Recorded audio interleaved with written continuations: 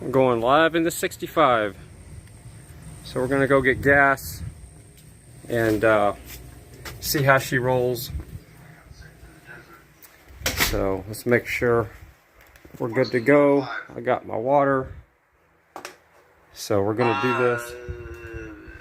Got Lincoln Kane here. Let's see. Lincoln might give us a raid.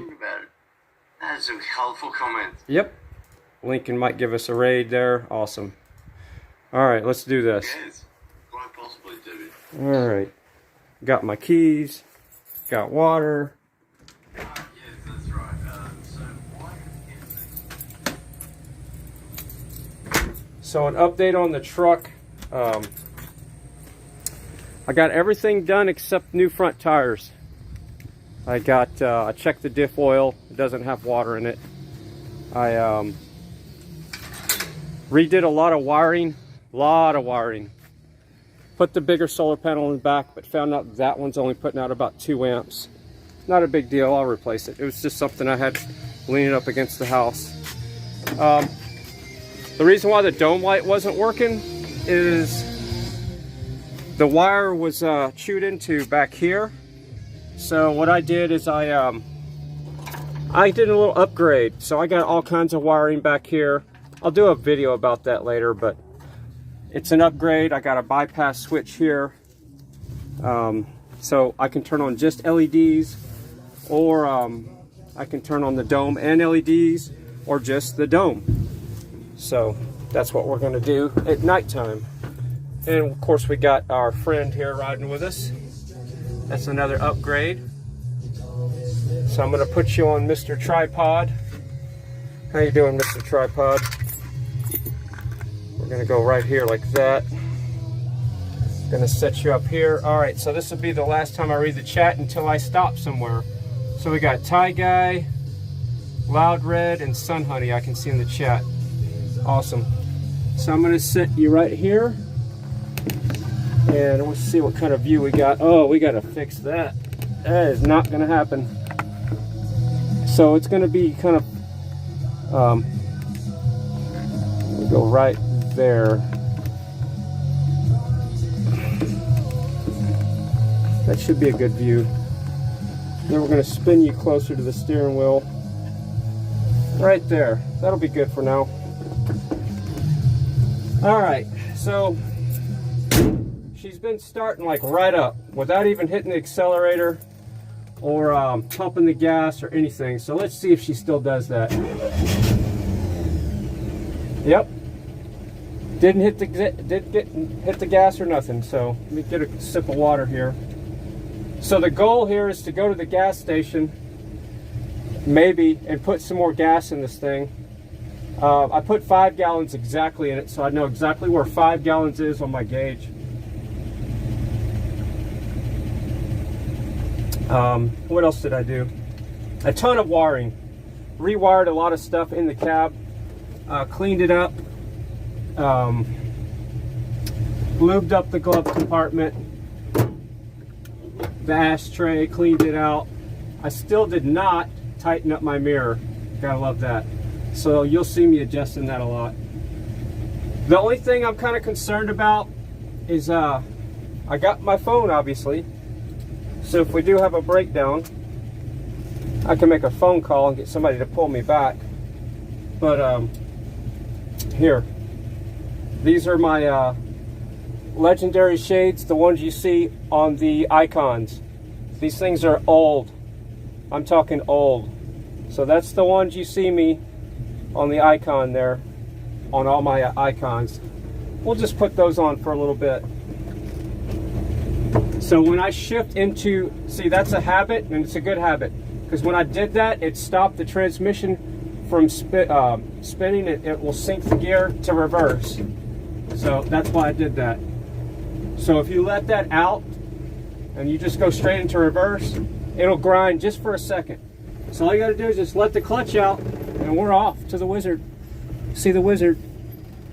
I'm not hitting the gas. That's the cool thing about these straight sixes. There's a reason why they put straight sixes in tractors and stuff that needs a lot of torque. See, I just let the clutch out. Don't even hit the accelerator. So I fixed the shifter. She needs to warm up a little bit. I fixed the shifter, so it shouldn't jam on us.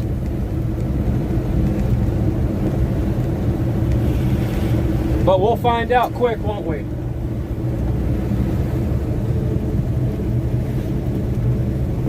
I guess I'll turn you a little bit more this way so you can see the shifter.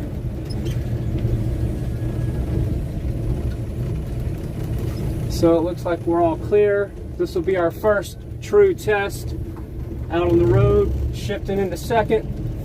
It's been working flawlessly, just sitting in the driveway. So yeah, that's a second. And see, I can short shifter,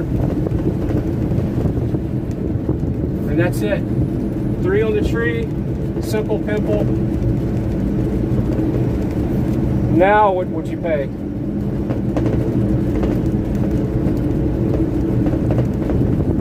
And she runs smooth. My only concern really is to have a blowout in the front right tire.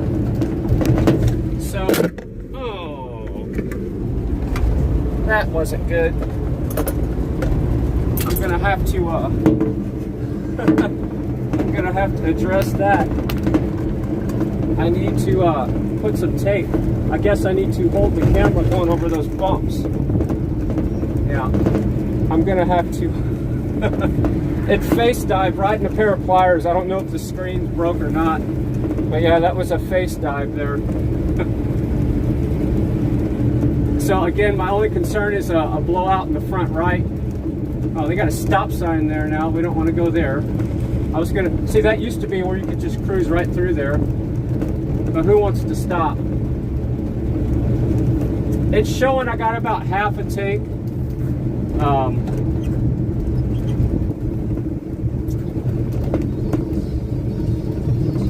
So I'm gonna have to watch this camera here.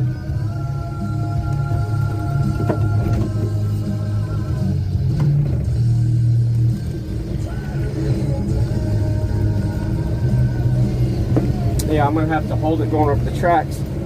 That's one thing I did not bring is tape. And see, you don't have to shift in a second. I normally go first to third, by the way.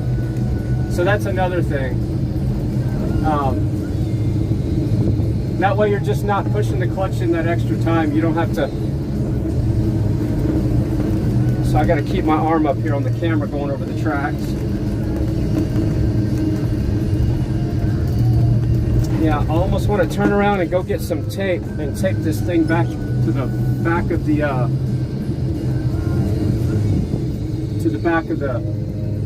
truck there. Damn it. I'm gonna figure out something when we stop. And we can't do that too many times. Yeah. This is not happening. I'm gonna have to address that right now. We're just gonna pull over right here. I gotta figure out how I can weight this thing down or something. That's 2 face plants in less than a mile. We can't be having that. All right. So what can we do? Oh yeah, now we're all crooked. That is not good. We're doing it live. All right, so how can we get this to stay? Probably gonna have to turn around and go get some tape, because this is not happening. What could I put back there to weight it? You know what I could do? I got my USB cable here. I could spin it around the neck of that thing and then put the USB cable behind the seat, and that will hold it. How about that? Spin it around like that, and then I'm going to get out and lift the seat up, and we'll trap that cable behind the seat. Oh, look at this old truck. Look at this one. Look at that one. Huh? Now that's probably a 70, 7-ish. Look, looks like my seat could go back more.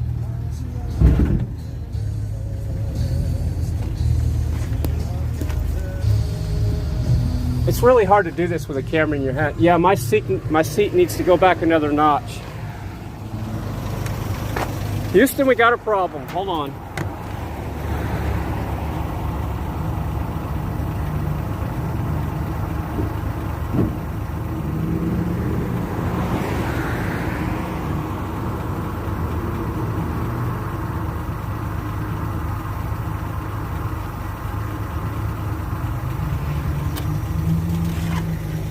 All right, you can't tell, but how I'm gonna do this is I got my USB cable here wrapped around my tripod, and I'm gonna put the cables behind the seat, and hopefully it traps the cables in between the cab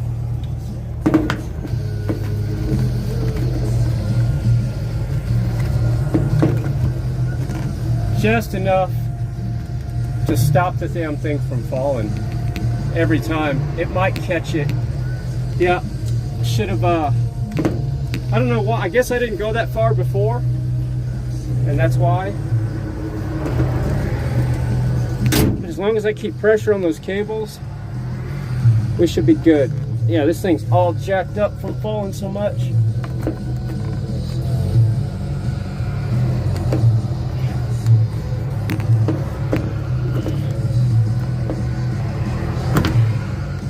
All right, that should get us down the road. It's still running, so that's a good thing.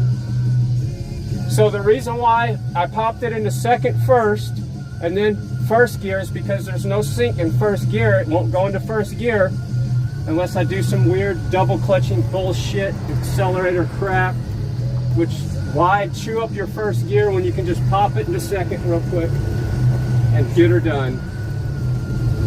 So I saw on some comments somebody telling me how to drive this truck.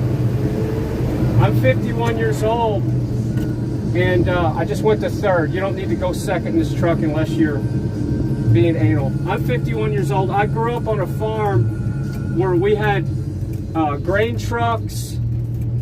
I learned how to drive on a 1963 or 2 international truck. So yeah, I grew up driving stuff with no sinks and granny gears and the whole 9 yards. So anybody that's got any tech tips on how to drive old trucks, I can probably give you a few.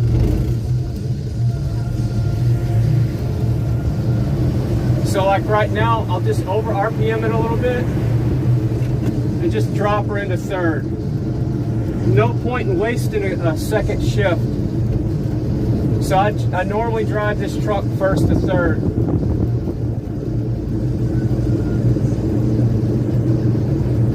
So it's smooth right now.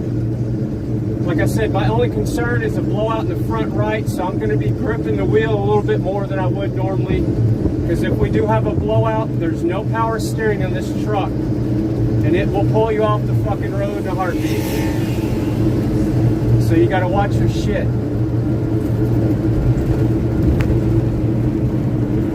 And I'll read the chat when we get to the gas station. We're about, we're a good 1.5 to 2 miles from the gas station. But once I get new front tires, I'll be confident to get out on a more of an open road. But really, this is not the type of truck where you want to be cruising down a highway anyway. It's really low geared. Oh, and I moved the speakers from the kick panels to under the seat, and I thought it was going to mess up my sound stage, and I think it sounds better. So I also put different speakers in here as well. And all this stuff from what I had around the house. I have not really spent any money on this truck except for a fuel filter. So here's when you pop it in a second. All right, I'm gonna make sure the camera doesn't fall. So this is kind of hard to do when you're holding the camera, driving a truck with no power steering, but I'm pulling it off.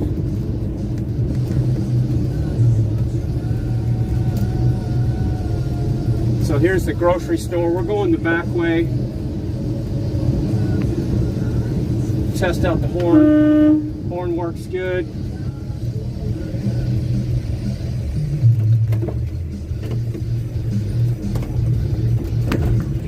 Camera's still up there, that's a bonus. I left my CV antenna down just because if I was going somewhere where it's going to hit trees or something, and I don't really feel like talking on the CV right now, even though I can still turn it on. It's not going to pick up very well sitting sideways.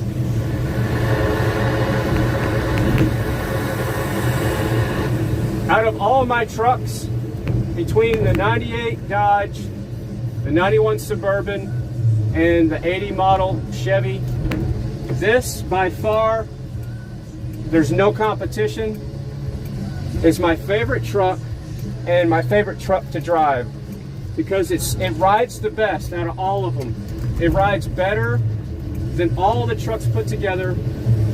The drivability, even though it doesn't have power steering, is so much better. See, I went first to third, and I don't have it, my tacks broke, but this engine's got plenty of torque to pull me in third gear, and we're going like I shifted into third. That's how low geared this thing is too. I shifted into third at like 15 miles an hour. So far that tire's holding up. If I had a blowout now, I'd be able to hold it. The only thing that would suck is it would, I don't want it to mess up my sheet metal. This truck's pretty tough, so now I'm holding the camera. Turning with one arm here. There we go.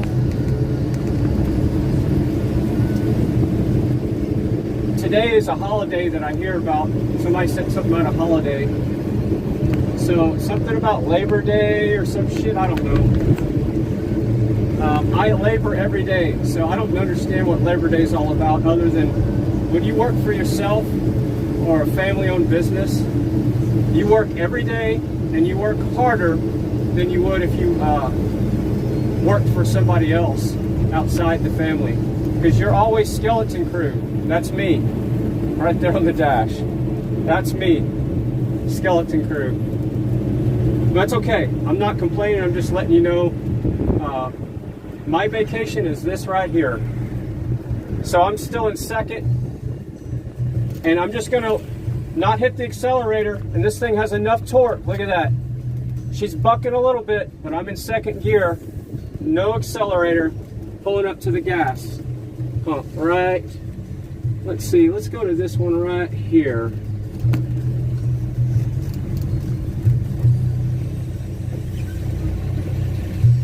All right. We have arrived. So let's get some gas. Well, I can't take you with because I got the cables. So just stay right there, and then I'll read some chat before I take off again. I'll leave you with a little poker face. So the only thing that sucks is this cab's gonna fill up with gas smell, so I'm gonna have to open the other door, and we're gonna have to sit here outside the truck for a while. I'm taking the gas tank out of the truck, by the way. I'm sick of the gas fumes.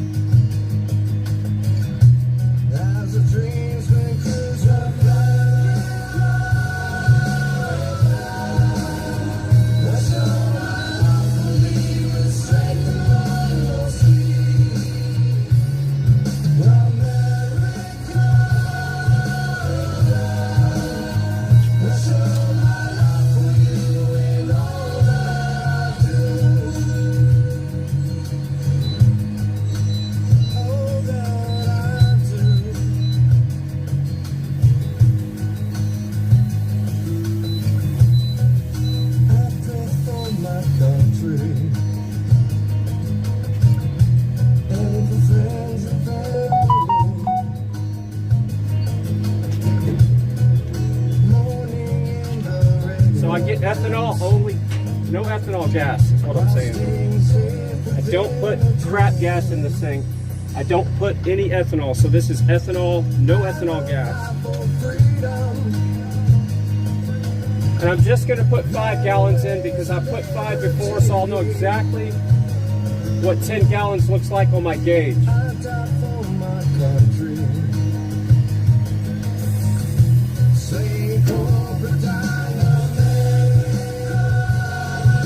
It's another thing about this truck, you can't fill it very fast,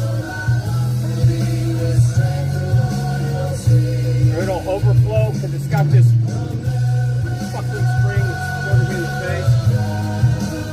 I just got shot in the face, hold on. I really hate this tank. That's the worst part about this truck, is putting gas in it, by the way.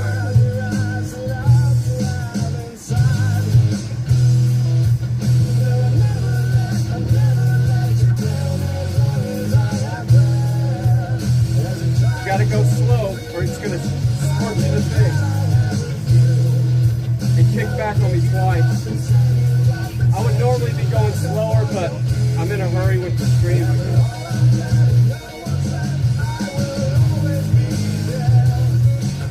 But look at what that got me. That got me gas on my arm.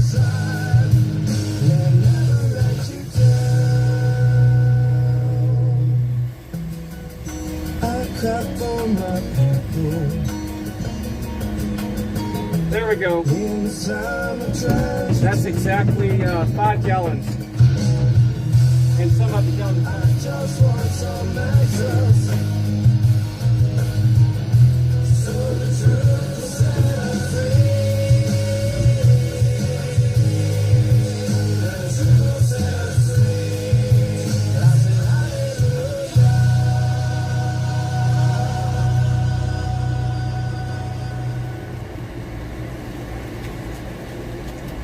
Why do you ask me for my receipt?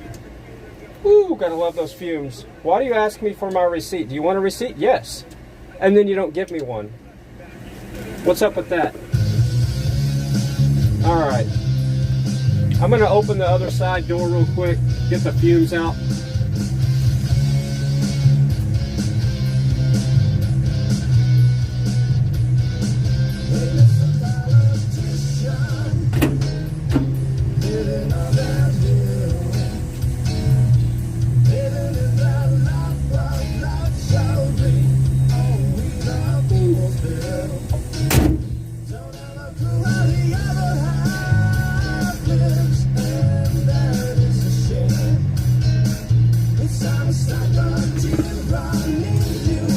Alright, I'm going to look at the chat real quick. I'm going to put my close-ups on. I guess we can turn off our CV. Yeah, so the input neck of the tank, I don't know why they did this. I guess to stop people from stealing gas back then. But it has this coil of wire that goes all the way down. I'm going to take that shit out when I move the tank. It goes all the way down to a point. So you can't put gas in this thing without it spitting back at you if you go even half throttle on those damn things. All right, so Sun Honey's talking about her first boyfriend. Taught me to drive a stick.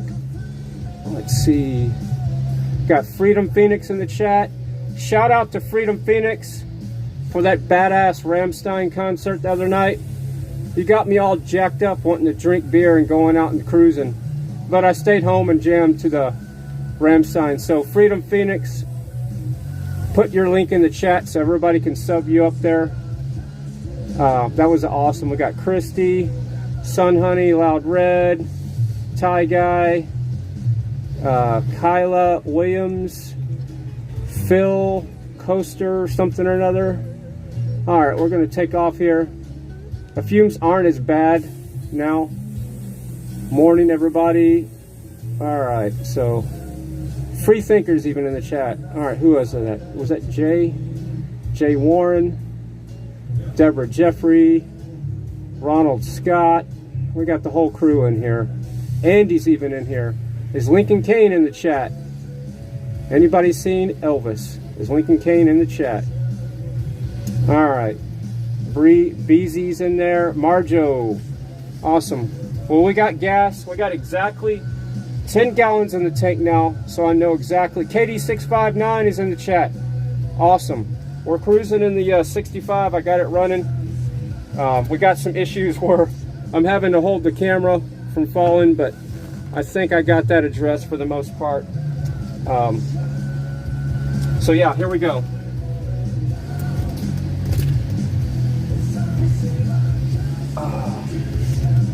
What glasses should I wear? Should I see clearly now? Yeah, let's see clear. So it looks like a lot of people are getting ice. Look at how free this thing rolls. Look at that. You see that? I turn the emergency brake off and it rolls backwards. Because I got 60 PSI in those back wheels.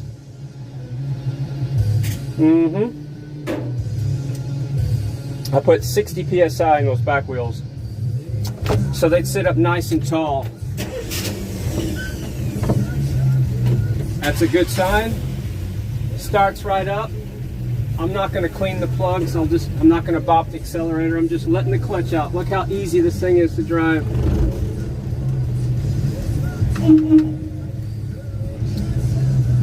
So I put a dump truck horn on this thing, and it's got a real deep sound, but the compressor doesn't have enough oomph to drive it. I'm a tankless system on this thing. So I'm running the horn tankless. It's coming straight out of a 12-volt compressor, one of those little cheapos. Not cheap, but I mean, you know what I'm saying. It's not a $300-something compressor. It's something you could buy at AutoZone. So again, I don't shift in a second. It's pointless unless you got a situation where you're not going to go into third. Yeah, I fixed the blinkers. The blinkers had a couple issues. It was the flasher and a light bulb was out of the socket.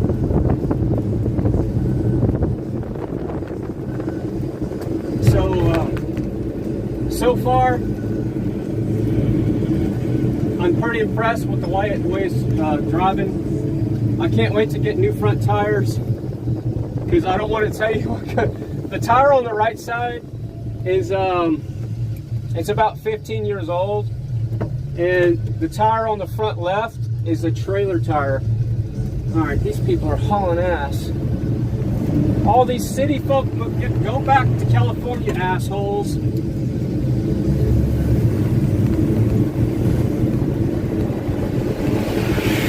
Fuck off. That was bullshit. This was a pasture, but this woods and trees and shit. Yeah, trees are woods. Less than 4 years ago. And you got jackasses like that up my ass, and then you see how she was speeding her little car around because I was driving too slow for her in my old truck. This is the kind of shit that pisses me off about assholes moving to my town. Go back where you came from.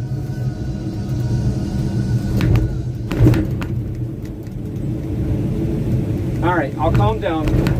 I got triggered there. I just want this to be a happy cruise.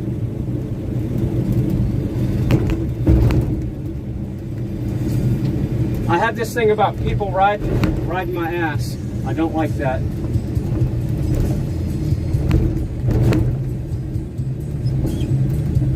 Like this guy behind me.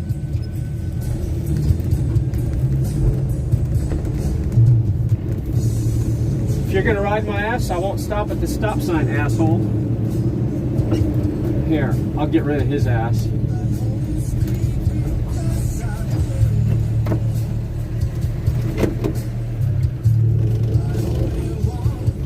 Another city boy in a Maverick. I got my little Ford Maverick. Get out of my way.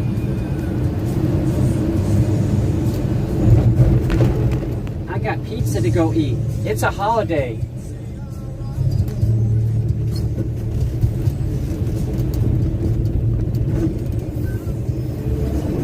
All right, I'll stop writing. So yeah, this is how I drive. First to third.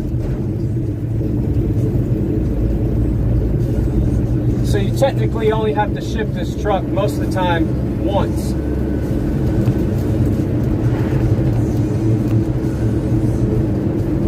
So I'm grabbing the steering wheel really hard coming up underneath this bridge, just in case we have a blowout. It's going to pull us to the right. We don't want any head-on collisions with concrete pillars anytime soon. I need to get 4 new tires. I want white walls, but those things are too expensive. I want the big whites too. So I'm probably going to end up painting the white walls.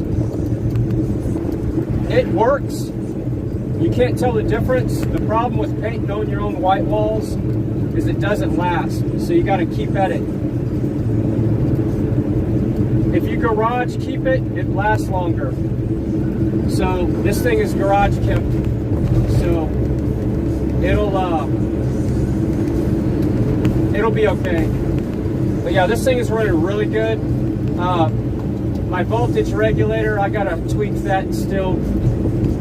We're running a little bit high, about 5 volts high.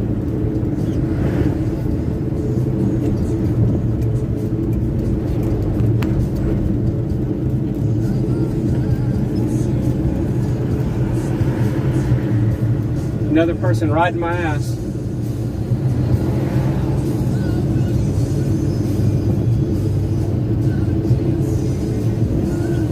Yeah, so what I was saying, okay, 14.5, that's perfect right there. I don't know if you can't see that, but that's a perfect voltage for charging. So it's not that bad. It might move itself into the right voltage eventually. This truck's been setting up for about 7 or 8 years. So,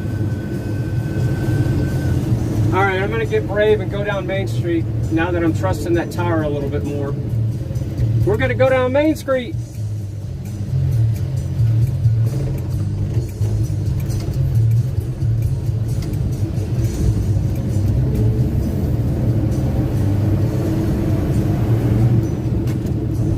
Yeah, like I said, this shifter was sticking on me the other day, but all I did was I took this horn cover off and then cleaned it out with a bunch of WD-40, fixed the problem. Now it's like new.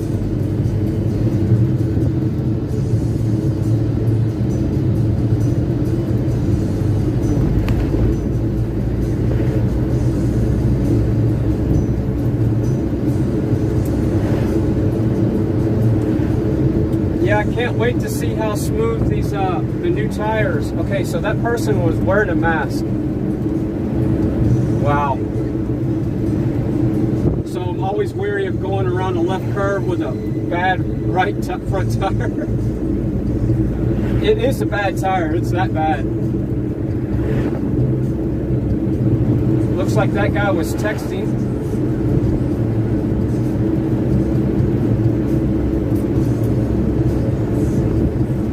The guy that was coming into my lane was texting. That's what I was getting at.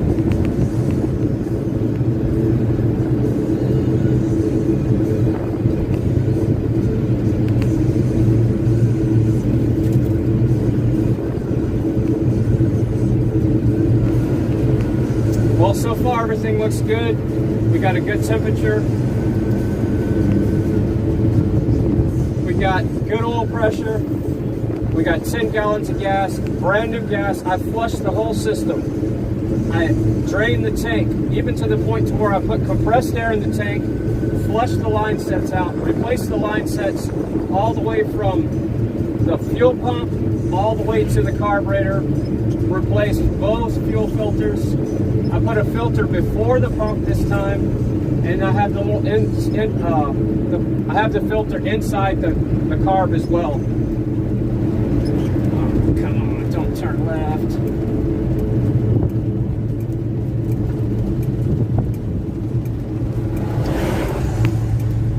So now we're cruising by the old radio building. This is where I used to have a local studio. This was an old bank drive-through, but this truck has spent many hours at this building.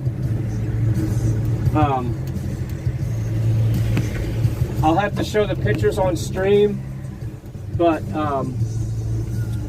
this is where I would show up to work every day, right here.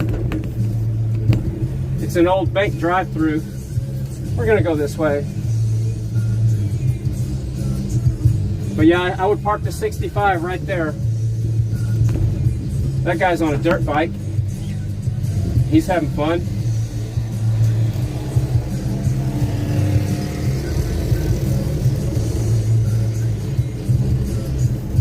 A lot of traffic today.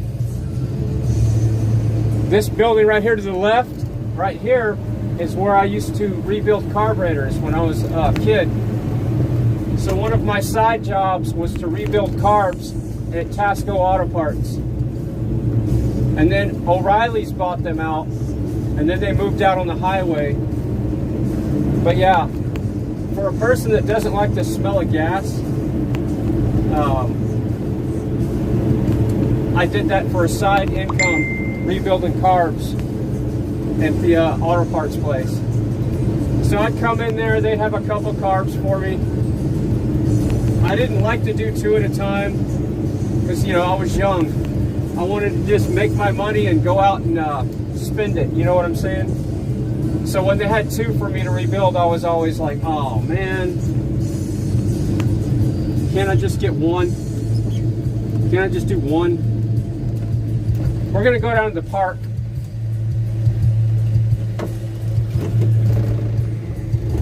And see, if you do a rolling stop like that, you can get her to drop into first and it'll sync up. You see what I'm saying? Even though there's no synchronizer in first gear, it just it's muscle memory. You learn how to do that. But you can't really do rolling stops because that's not legal. But out in the country you can. We're going to go to the park and I'm going to read the chat for a bit. Maybe we'll take a walk around the park. We'll see if there's anybody at the park. So I checked the diff oil and it didn't have water in it like it did last time. But it looks like it wasn't black. And I put the red stuff in there. So it looks like I put the, who makes the red diff oil? Was it Mystic? I think it was Mystic diff oil I put in there.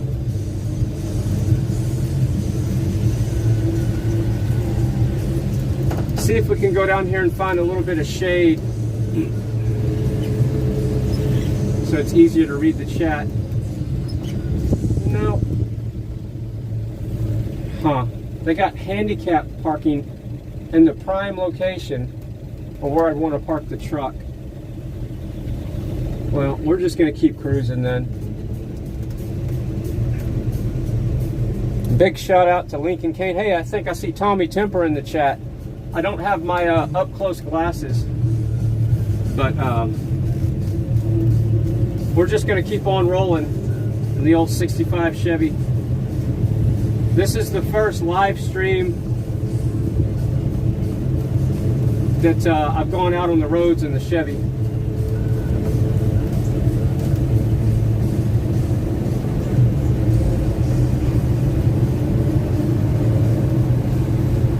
I need a way to where somebody could read the chat to me. I could play that over the radio. That would be cool. And I could pull that off. Let's see, where are we going? I guess we can get back on Main Street.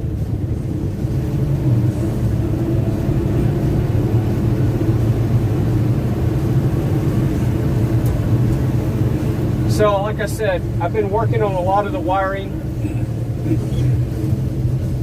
Adding wiring for future stuff like speakers, lighting. I'm going to put more LEDs. I'm going to put an LED in this skull right here, so at nighttime when I do nighttime streams, this thing's going to light up. I don't know if you saw the post that I made last night, but I have LEDs down here that I can turn on with the dome light, and it lights up the skull pretty good.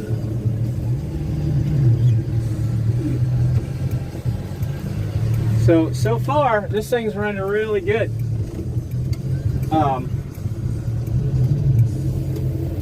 It's running as good as it did when I restored it 15 years ago.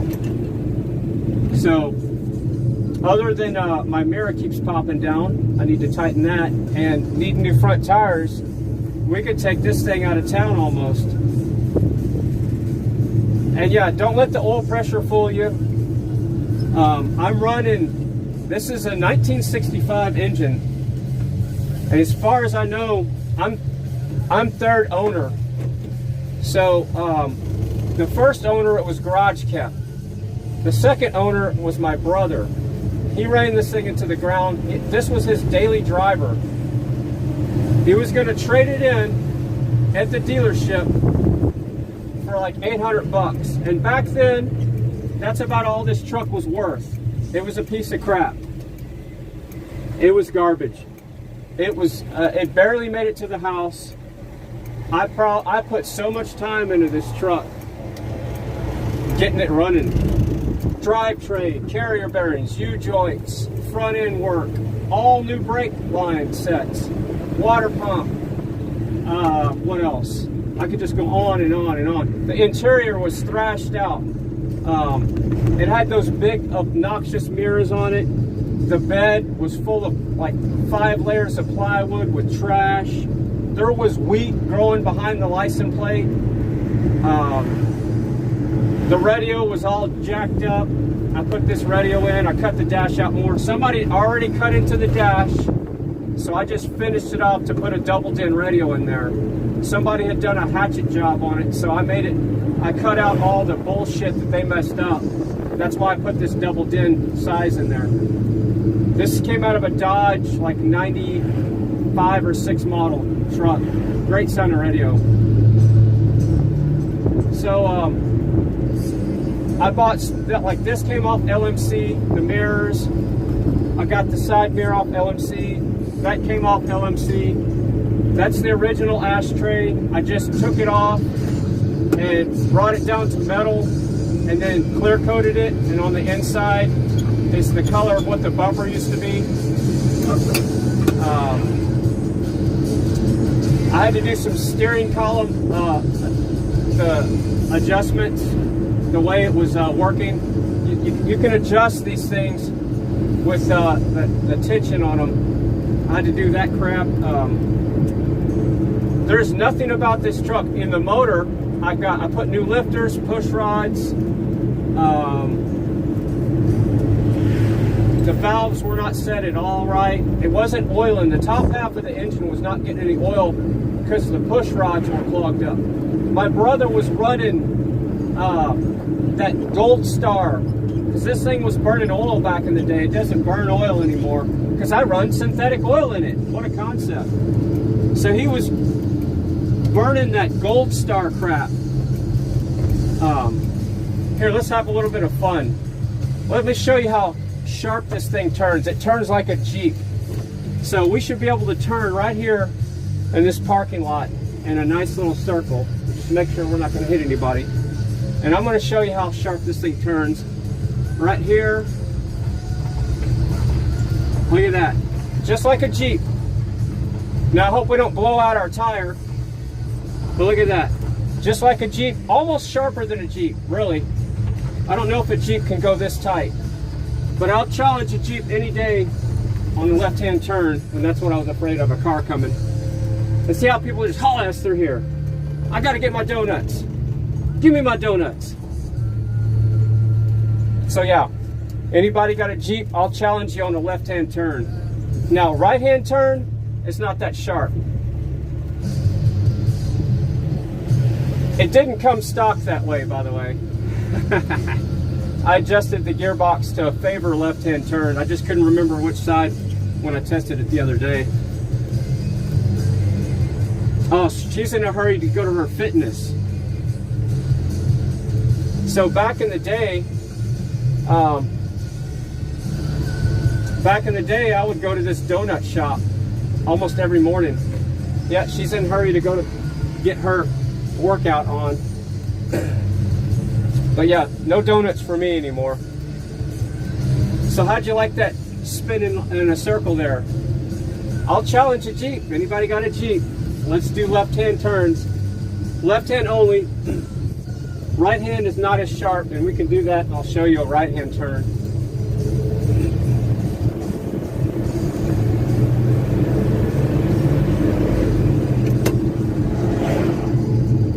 I really need to adjust my mirror.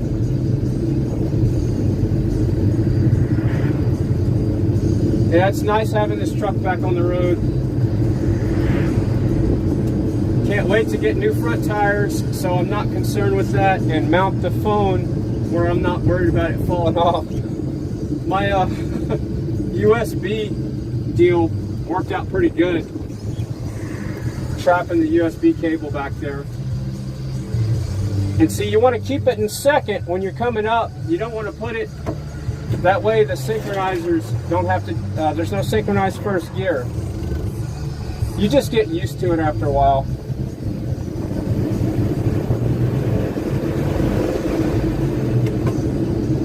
And see, I'm doing first to third. You don't need second. It's a wasted shift.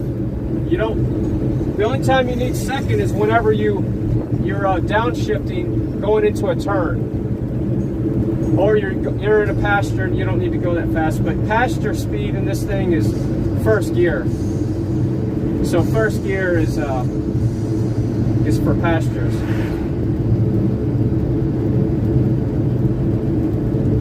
It'd be nice if I could read the chat. I said about 3 weeks ago I was going to change to Spectrum and get 2 lines for 29 bucks. They claim that they do 2 lines for 29 bucks. And I was going to have one phone to read the chat and another one to stream with. Or I might get a hotspot and just have a tablet for the chat. But tablets are so big to wrestle with.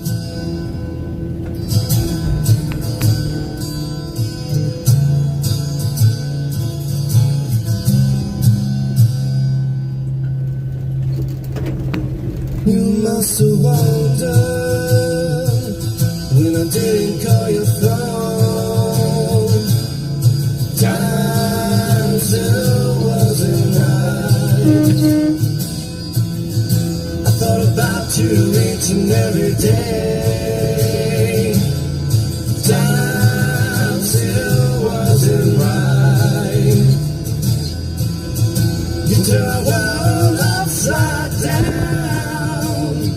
Breathing new love in what was lost now found. My world will never be the same. I live my life, I live it through your name. Love you, Jordan, let it be. Let it happen, let it breathe. Let me lead you, Jordan. Let it happen, let it breathe. Love you, Jordan, let us breathe. Let me lead you, Jordan.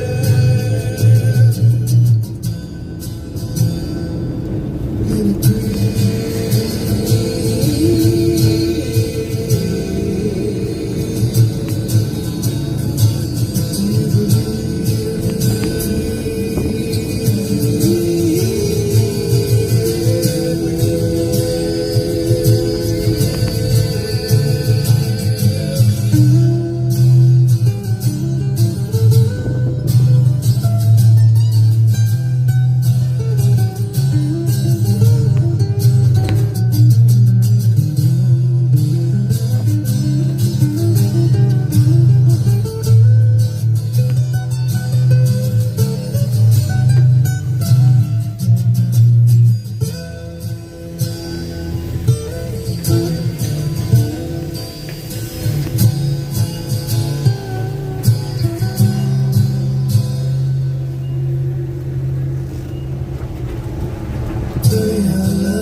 Comes back around each time. Never leaving things the same when you find. You turn me right upside down. Familiar love, it comes back around each time. Never leaving things the same when you found. You turn me right upside down. Love you, Jordan, let it be. Let it happen, let it breathe. Let me lead you, Jordan. Let it happen, let it breathe. Love you, Jordan, let us breathe. Let me lead you, Jordan.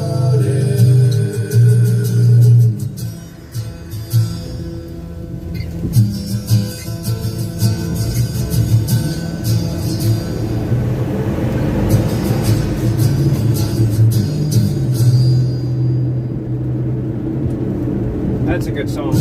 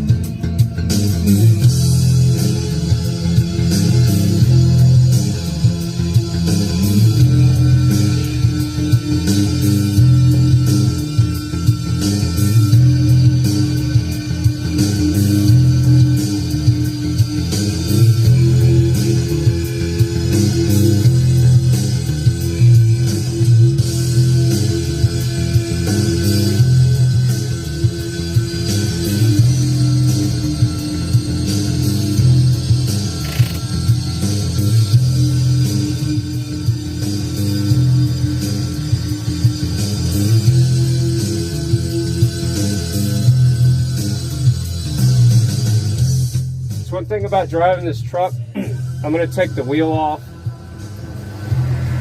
I've been working on scrubbing this shit out of this wheel, but this black crap just keeps coming off this wheel. I don't know if it's some kind of composite material, but when it's high humidity outside, this thing sweats a little bit and your hands just are black. I don't know if you can see how black my hands are, but it's coming off this steering wheel. That's one thing I don't like.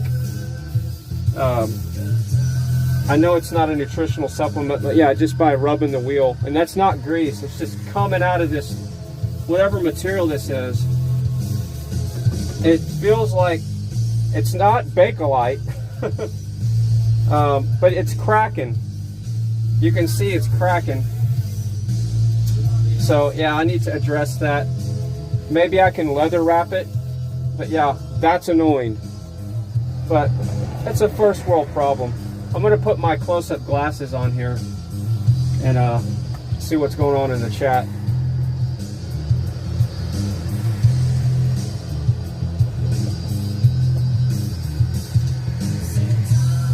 I'm gonna go out and check that front right tire, see if there's a bubble on it. So give me a second here.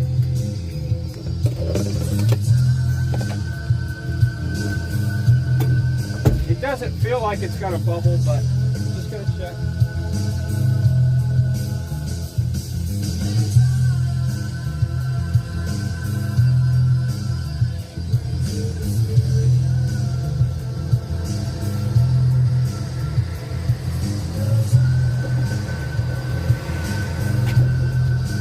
That still looks good. That's how the other ones died, is one of them just threw the cap. These tires, I don't know. To me, tires should last 20 years. But yeah. All right, I'm gonna put up my shades here and put some close-ups on and see what's going on in the chat. All right, Ronnie says, exactly, I need to get out. Yeah, I wish y'all were all here in the truck with me. Got Katie in the chat, Ronnie, Loud Red. This is so relaxing, driving and music. Yep, I'll get back on the road here in a second. Get some driving gloves. Yeah, I have some. They're not in the truck, obviously. But yeah, I have some brown driving gloves. But yeah, where did I put them? Like I said, this truck's been it's at least 7 or 8 years since it's been parked. All right, get you some MJ gloves. Yeah, I got driving gloves, I just need to go find them. Try Spray 9. What is that studio? Sun Honey Studios. Let's see. So has the video been clear? Has it buffered at all? Does the stream like the truck? We got Marjo in the chat. I'm still here. Awesome. Deborah Jeffrey. Haven't seen you for a while. I'm just scrolling through the chat. I'm going to scroll way up there. I saw Tommy Temper in there earlier. I want to see what he was saying. Let's see. 65 Chevy. 230 straight 6. Super salty. Yep, Loud Red got it right. Loud Red knows. It's a 65 Chevy with a 230 straight 6. 3 on the tree, no synchronized first gear. All that fun stuff. But you see how smooth it rides. 6 in a row, ready to tow. Bullshit. Whoever said 6 in a row, ready to tow, that's bullshit. Straight 6 is better than a V8 any day. I don't know what you're talking about. Whoever said that obviously is a young person.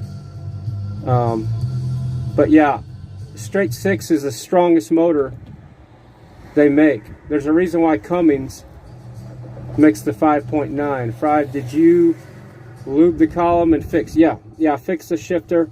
And all I had to do was there's 2 screws back here that are, they're technically bolts that hold this steering horn on. This cap comes off, and this horn part stays. It's just the cap.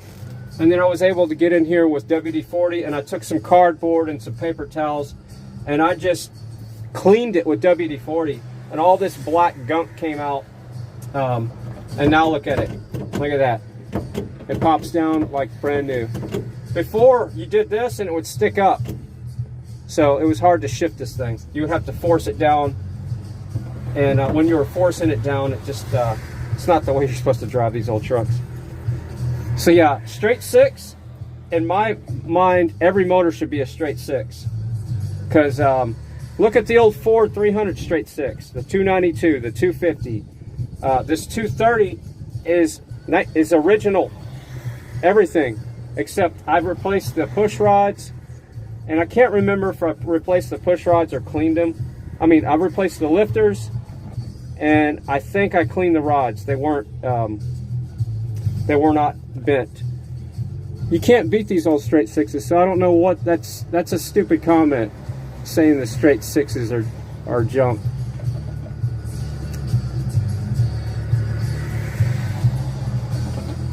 Yeah, Katie, I haven't seen you in a while.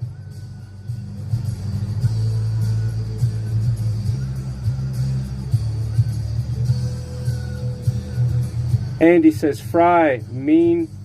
Mine has a straight 5. Shut up. Really, Andy? What do you have with a straight 5? Anything straight is good, as far as I'm concerned. I had a 900 Suzuki inline 4. That sucker would scream. That bike would scream. I miss my bikes. But I survived my motorcycle days. I had bikes from when I was a kid to probably, I don't know, 15, 20 years ago. 20 years ago. I can't keep track of time. But yeah, I survived my motorcycle days. Volvo and Audi made straight 5s. Okay. See, I'm not familiar with the foreign stuff. If it's Ford, Chevy, Dodge, I know my way around it. But I don't do the European stuff. I wouldn't know my way around them at all. Hummer H3, Andy says. Alright, so Andy's got a Hummer H3, and that is a straight 5. I'm telling you, man, straight is the way to go. You can get to your plugs. On this motor right here, I really want to take you off the deal here. Let me show you real quick. On this motor, this is why straight 6 rolls. Especially this year model. This is why.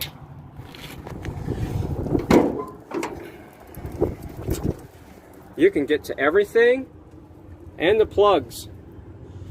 And I made custom plug wires. This is 10 gauge electric wire. This is what you have running in your walls. This is the stranded, not the solid conductor. So this is the stuff they're running through conduits and business, you know, your local business. Straight 6. You can get to the, hold on, I'm waiting for them to go by. Nothing to see, just some lame bikes. All right, so here's the cool part about this engine.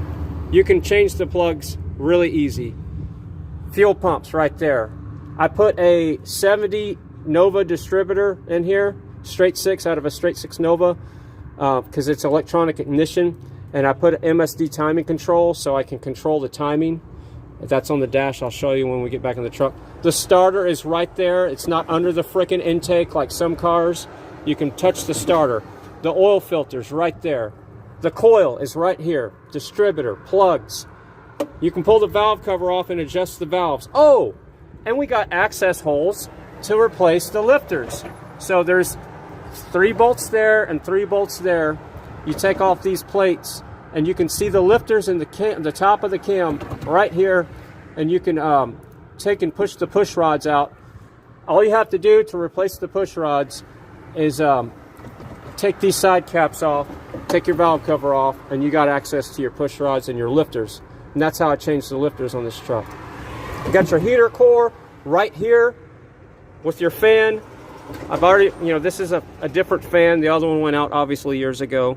So fan, heater core, everything's easy to get to. To pull the radiator out, you don't have to pull the front clip off the truck or anything stupid. It's as easy as 2 bolts right here, and this radiator comes out when you undo your hoses. It's that simple. It just lifts right out. What a freaking concept. So I put this dump truck horn. It's made in USA, metal horn, not plastic. But I got this dinky little compressor running it. So I need a pressure tank and all that stuff to drive this horn, because this horn is loud when you drive it right. But right now, I'll give you a little test run of how it's not so loud. It's good and deep, but imagine hitting that with a bunch of air. This thing, it's loud and it's deep. Oh, carburetor. I can pull the top of the carb off with 4 bolts, and I can get to the float. And I can be working on this carb right now with a screwdriver and have it pulled off. That easy. 3 on the tree linkage right there. Your master cylinders right there. No brake booster, but oh well. I really can't tell this thing doesn't have power brakes. I can tell it doesn't have power steering, but no power brakes. Alternators right here. Water pump right here. Real easy to get to. Intake, exhaust manifold, all right here. All easy to work on. This is why straight 6 should be in every vehicle. Why they went with all this V8 crap that has plastic on it, you can't even get to the plugs. It's just, I just don't get it. The battery is right here. It's not in the trunk like on some of this foreign shit. It's right here. The battery's here. You want the battery as close to the starter as possible. You don't want it in the trunk, BMW, okay? Wake up, people. And right here we got our little spider nest right here. We got a little friend. That's gonna be, I wonder how long that's gonna stay there. We got more friends right here. Another mod I had to do, so there are some design flaws on this truck. So the running lights and the blinkers, they got their ground through when you snapped them into the hood. So I ran a ground wire from the outside here to the outside of the socket. That was kind of tricky. So they would never lose ground. So even if the light's just flopping around in the socket, it still works perfectly. I did that on both sides. I got grounds going to the light socket. Chevy, what the hell were you thinking? Oh, and another thing, what were you thinking? Why the hell did you put wood in the bed of a truck? Especially when this is a farm truck. Farm truck. Farm truck. These are 1965 plates. I paid $85 for these plates at a swap meet. They were never registered. They say 1965 on them. They were never registered. The state allowed me to register it. I put one on the truck and another one saved in a file cabinet. So why the hell did you put wood in the bed of a truck, Chevy? What kind of stupid idea was that? So guess what I'm doing? I'm not putting wood back in it because that would be making another mistake. So what I did when I restored the truck, I put these spacer bolts or spacer nuts the same height as what the wood would be taken up in here, because the bed actually sat on the wood. Another stupid design. So when the wood rots out, your bed flops around and then the bed drops down. If I didn't have those spacer nuts in there, you would see the bed would drop. It was dropped down. And the bed was flopping around on the back of the truck because there was no wood. You could pick the bed up and down about 2 inches. But I did a pretty good job of aligning it. You can see it's aligned. When the bed was rotted out and there was no wood, this would be dropped down about right here. So the chrome was down here, didn't line up. These are good back tires, and I'm thinking about painting side white walls on them. I just need to get new front tires. This is actually a trailer tire. Okay, this is a trailer tire. And yep, it's a trailer tire, so take me to jail. And this is a 15-year-old with some cracks there. That's why we're not cruising out on the highway. But you can see the cracks right there. So there's a reason why we're not really cruising that fast either. So yeah, my dream truck would be this truck with, am I still streaming? Yeah. My dream truck would be this truck in a Suburban or a double cab. So give me a double cab or a Suburban, same look, same motor, but give me let me change a couple of things. Give me disc brakes all the way around. I want disc brakes. I want brake booster, so give me power brakes. I really don't care about power steering as much as power brakes. So you can leave that up to the an option. I really don't care about AC, but you're going to have to throw an AC in it for people to buy it. And then you have the perfect truck. Yeah, I need to address this. So see, this is what happened right here. Water ingress right here. So worst place to have it cracked too. So the water comes off of here, and it's got this gutter, and it's got this weep hole right here, and it's also got this thing where the water's going to come off here. And see, that's what rusted this right here on the floorboard. All the water collected under there. So, but yeah, the ultimate truck for me would be this body style, straight six. Give me a 292 straight six.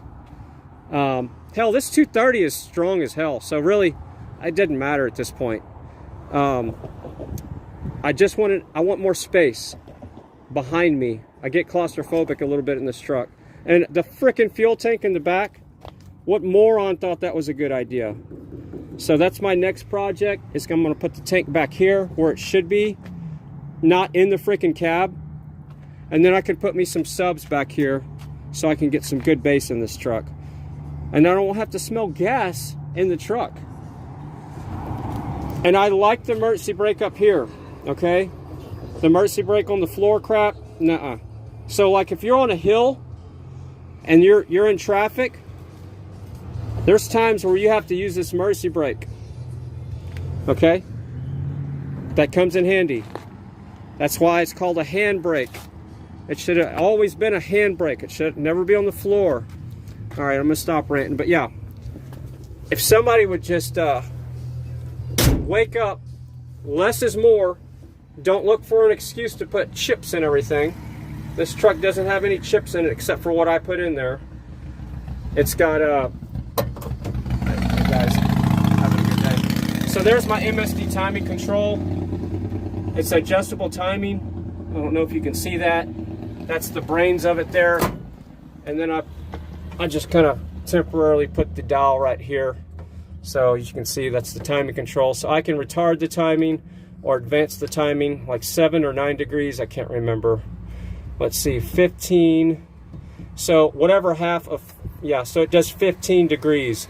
So I can go 15 degrees either way.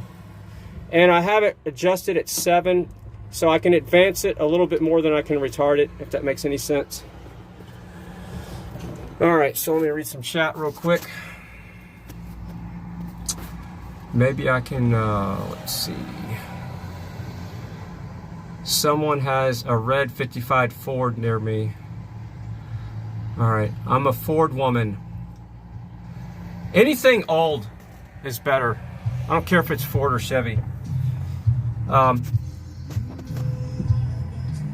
We got Stalker on the radio.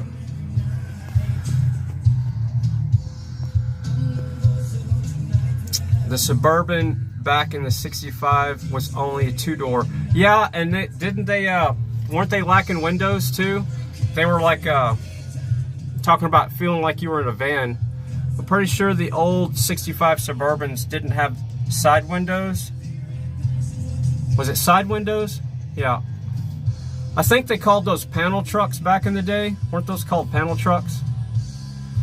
Let's see who said that. Who's talking about the old Suburbans? Well, shit. Left right. Holy smokes, fuel tank. Yeah, the fuel tank's right behind me. I have the bomb. So if I get in an accident, I'm gonna burn up in this truck.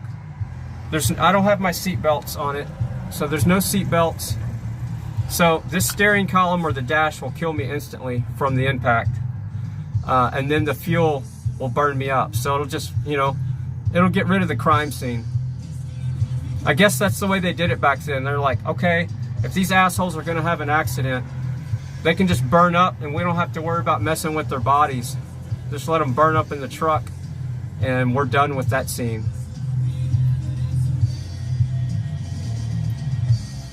But yeah, I don't like having this tank behind me. When I put it in the back of the truck, I'm gonna either cover it with something or paint it. I'm gonna paint it and cover it probably. Let's see.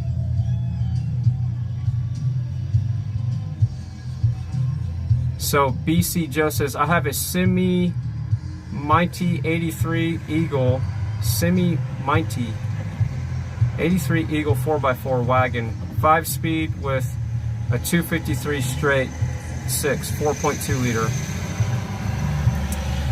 Yeah, I don't know what the liter conversion would be on this 230. If somebody's good at math, it's a 230 cubic inch straight 6 in here. So this is a 230 straight 6. What would that be in liters?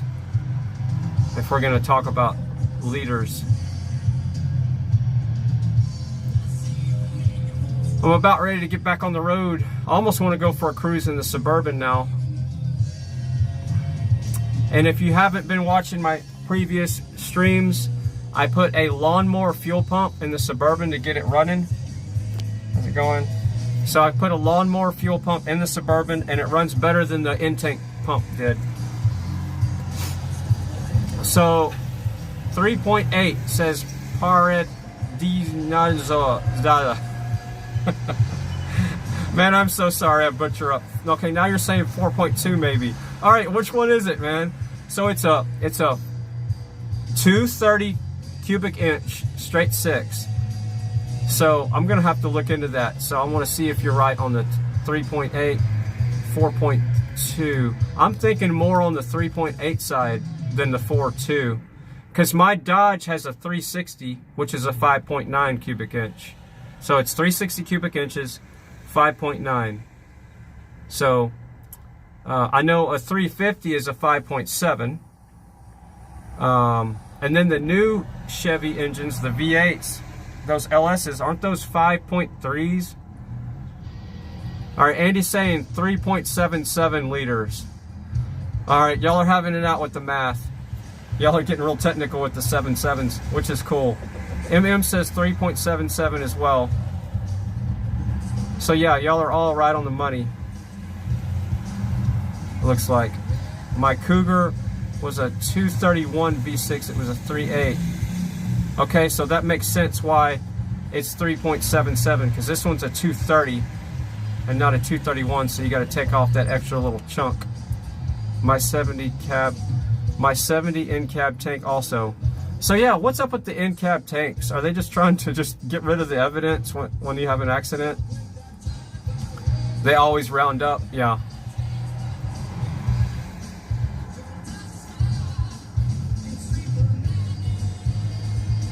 Alright, I think we're ready to rock and roll. Let's see. Laugh out loud. We done with the scene. Alright, so I'm going to put you back up here on the tripod. Can you shoot on your property fry? Oh yeah. I used to have, I got shooting benches that I built. See, it's nice still seeing tractors going down Main Street. That used to be me back in the day. Yeah, I got 3 shooting benches, and on we used to have 200 acres out there in the country, and I would usually shoot 25-yard targets is what I had set up for the most part. But my property I can shoot on. Yeah, it's not in the city limits, but I don't want to waste my ammo anymore, so I don't shoot. I don't plink anymore. If I'm gonna plink, I'll use my 22s. I'm not gonna use anything but my 22s for plinking. Andy says my Hummer's a 3.7 5-cylinder. All right, Freedom Phoenix, less mess. If go Cambo. Okay, so MM says had a 455 cubic inch, 7.45. It's not easy to say that with dyslexia. Was my first car. Okay, so my first car, I only had one car.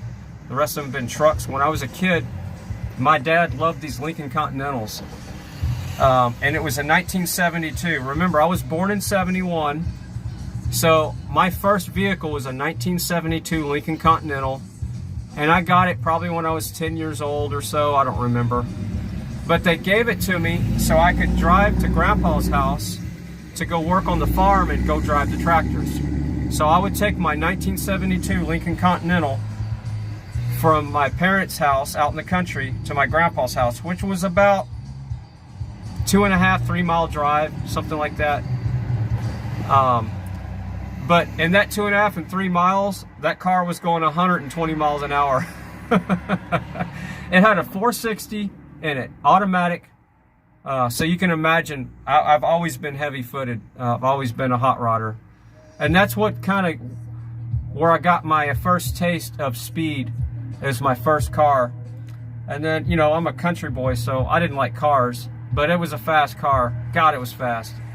So I got trucks after that. And I've had a lot of trucks. Deborah Jeffrey, oops, it's a 1964.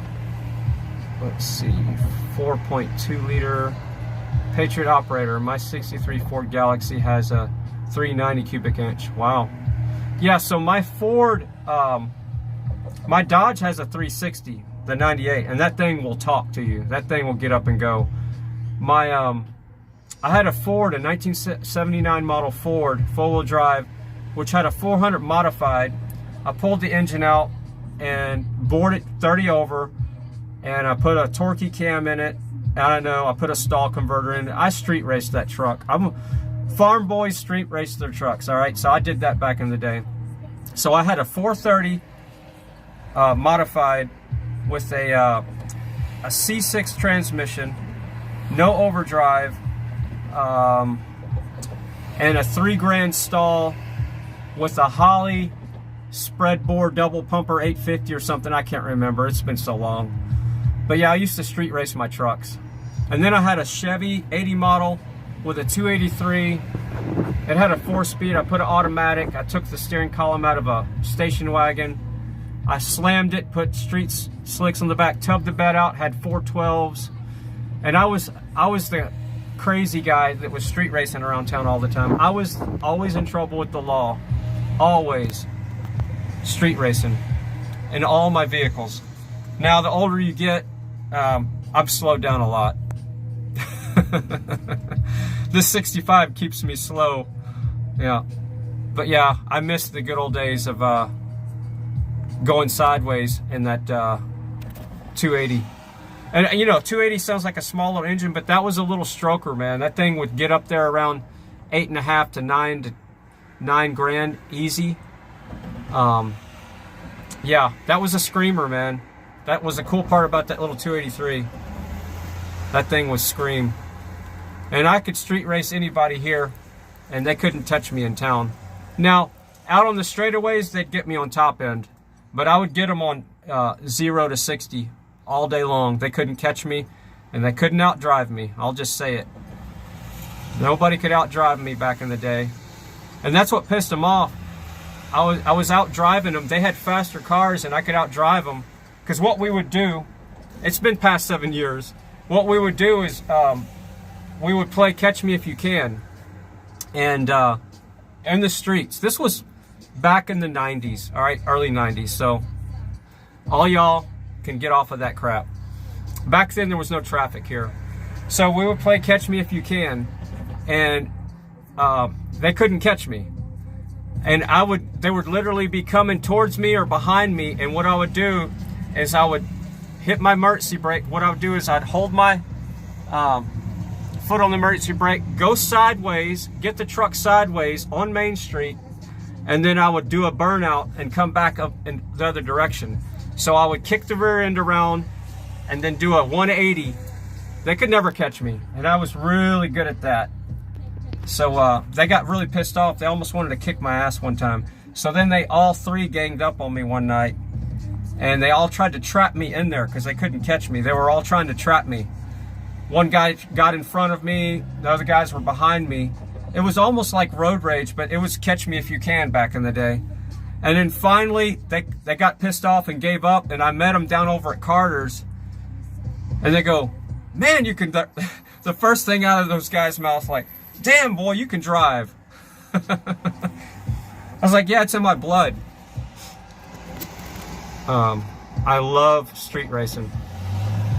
But I can't do that anymore because of the laws. Back then, there was no laws against that stuff. Let's see. Coolin Finn says, my 10-speed beat everything off the line. Yeah.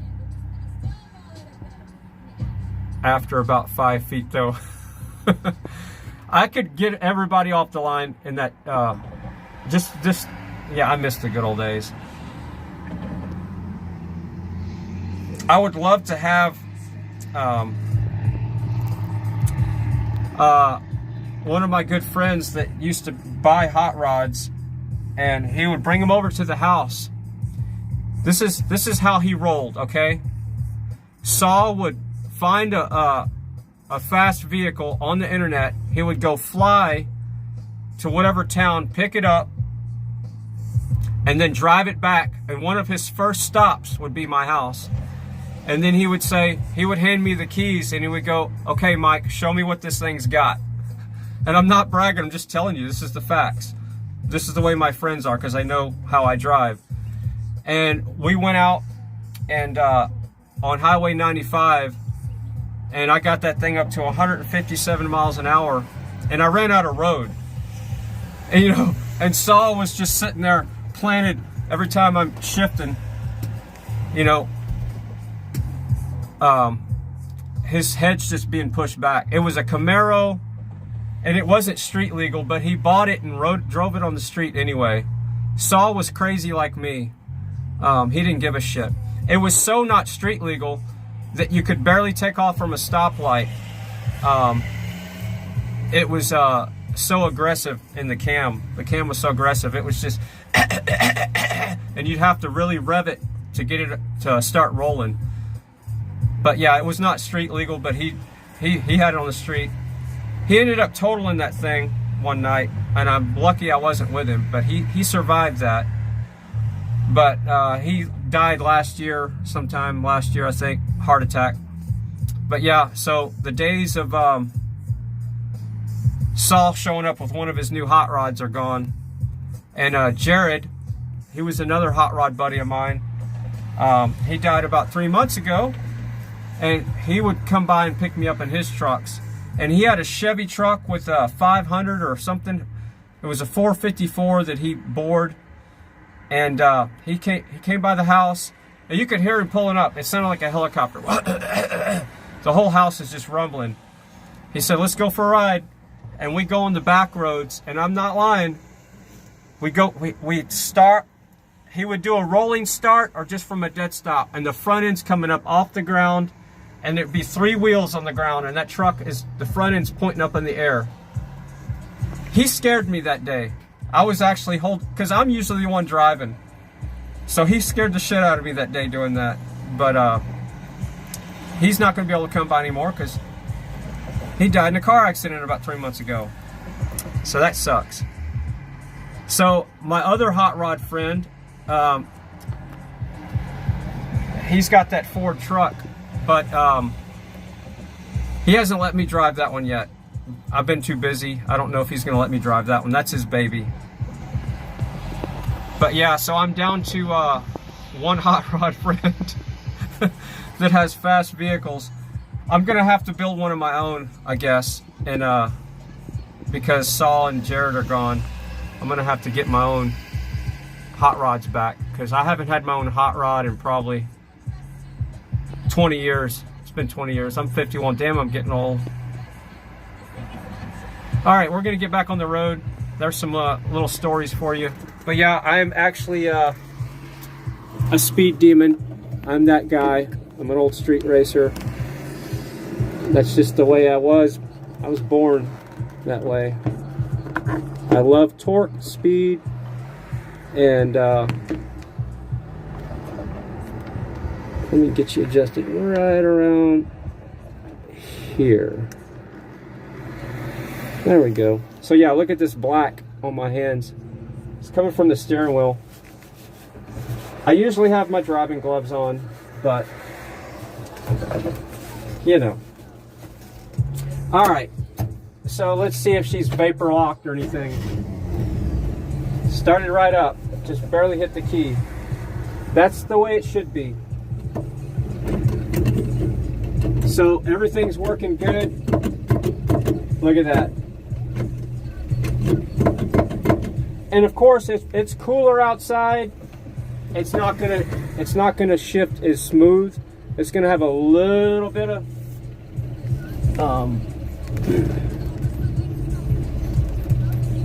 I guess it'd help if I put the right glasses on. But yeah, I'm curious to see what it's going to be like in wintertime, if it's still just as smooth. But I'm not hitting the accelerator. When you take off in this truck, you do not use the accelerator. But yeah, the black shit on my hands, I gotta fix that. We're gonna get some air going in here, cool off a little bit. It's starting to warm up a little bit today. It's not too bad. And I'll probably head back to the house. Today I'm craving, so here, right here, not having a synchronized first gear, if you roll up to this light, see, it's too late. So I have to keep it in second now. I'm not double clutching. I'm not gonna mess up my transmission. But see, I was able to take off in second, rolling start like that. There's no point. Chevy did not design this transmission to double clutch, okay? They just didn't put a synchronizer in the first gear. For whatever reason, the transmission is lighter. I guess it costs less. But why they didn't synchronize the first gear? They had everything going perfect, except they could have had a first gear synchronizer. That's my only complaint about this truck. When you're coming up to lights like that, you got to make that decision. Do you want to mesh those gears? And I prefer to just keep my transmission in good shape and not do any gear meshing by double clutching. So if you could keep the double clutching comments out of the chat, I'm very aware of how to drive a truck. But yeah, somebody commented the other day and it kind of triggered me. How to drive this truck. You know you can double clutch. Yeah, I grew up driving grain trucks, man. My dad was a truck driver when I was a kid.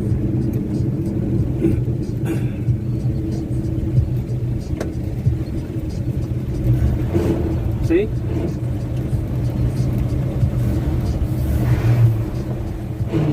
See that? No synchronizer. See how that is? Why? And see, that's second. That's the cool thing. This thing's so low geared. I'm in second right now. And I could ease out of here if there's nobody coming in second. Yeah, see? I'm in second. She vibrated a little bit. The only reason why I vibrated it because I was getting out of the way of that Jeep. But I could have idled out of there and it would have been pretty smooth. But yeah, Chevy, why did you not put a synchronizer in that first gear? Why? I had a chance about 5 years ago to get a synchronized first gear transmission for this truck. And I'm kind of kicking myself in the ass now. Jonathan was offering it to me, and I never picked it up. So I got a 250 to throw in here too. If this 230 ever takes a crap on me, I got a 250 that's sitting on the back of the property. I need to go check on it. I had it covered, and I was out there. I would turn it, you know, so the cylinders. I'd go out there with my flywheel tool, and I would turn the engine over a couple of times. But I bought that 250 straight six off Craigslist for 75 bucks. Got it running. It's on an engine stand. It needs to be indoors though. That needs to be another thing that I do is rescue that thing and get it out of the weather somehow. So this thing pretty much just free rolls. That's what I love about this truck. Somebody said, ding! I don't know what that message is. We're gonna head back to the house. I'm craving bacon and eggs today. But instead of over easy, I want scrambled eggs. I haven't had scrambled eggs in probably 4 months.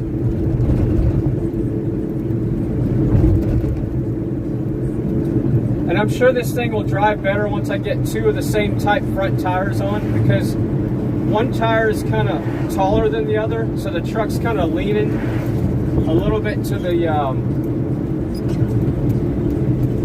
right. It's got a weird rake to it right now, so I'm sure that will turn a little better. And I want to find some skinny front tires to put on this thing. So the skinnier the front tires I can put on this truck, the easier it's going to be to turn. And the higher, I want to find some tires I can put, 60 PSI in at least, that are skinny. So this thing's easier to turn. Because with no power steering, I was able to turn there with no problem. But if your tires are low and you have wide tires on these trucks with no power steering, they're harder to turn with one hand. You can't do the whole palm thing. So my idle is set a little bit high, but what's cool about this truck is you can set the idle with what? Right here. At the stop sign, I could pop the hood and set my idle with the screwdriver right here. No special tools, just a screwdriver. Just the way it should be. So we're in third. Of course, my tack shows that we're almost at $5,000. The tack broke. So I found a tack that only goes up to 4,000 RPMs, and that's what I'm going to put on here. Because I don't need the high RPM ranges. I like to look at my low RPMs.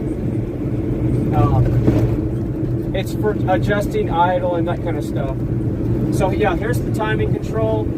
So when you advance the timing, like right now, it idles up a little bit. And if you want to idle it down, you just retard the timing, and now we're slowing down a little bit. So as we're going up the hill, we can idle her up a little bit just by advancing the timing. Or you can choke her. You give her a little choke, and she'll idle up too. So you can drive this thing without hitting the accelerator. You don't want to choke it too much, but right now I've got it choked, and we're pulling up the hill. And now I'm going to unchoke it, and we're still pulling up the hill in third. Remember, we got a straight 6, a lot of low end torque. Not too much on the horsepower side, but lots of torque. So I'm going to put her in second to downshifter. Oh, some other good news is maybe we'll go swing over and talk to, we're going to go swing over and talk to my friend that's got my rims for the Suburban. So maybe today I'll put the 38 Super Swampers back on the Suburban.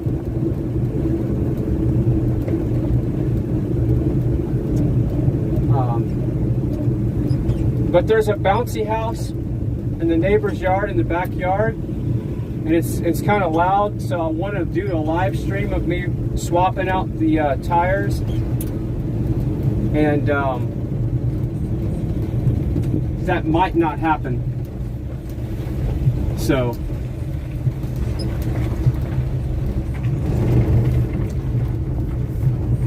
I'll just keep her in second and show you how we can idle up this little hill here in second gear with no problem. Right now we're probably about 400 RPMs on the motor. And I can advance the timing, or I can retard it, and that'll slow us down a little bit. Or I can pull the choke out. And I drive this thing a lot with just the choke right here like that. I use it as a speed control, like an accelerator. Kind of like if you're in a pasture, you want to go faster, just pull the choke out a little bit. It's not fouling the plugs. It's not running Rick when you do that. It runs just fine. So we're going to come over here and talk to a friend of mine. He's the one that I gave the super swampers to. And if he's out here in the pasture, I might be picking up the wheels today and maybe not replace them today. But yeah, I'm putting the super swampers back on the truck so I can put the 80 model, put the tires back on the 80 model.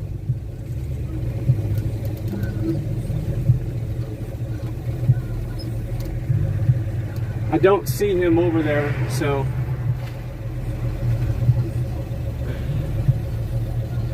I'm waiting for this guy to pull out.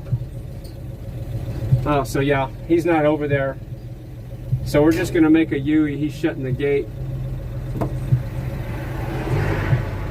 So I'm gonna sit here for a second.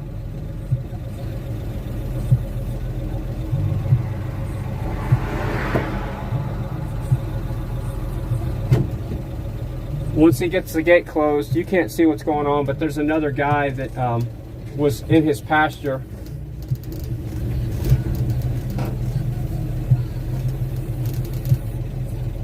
It looks like it's like an 80 model Chevy that he's in.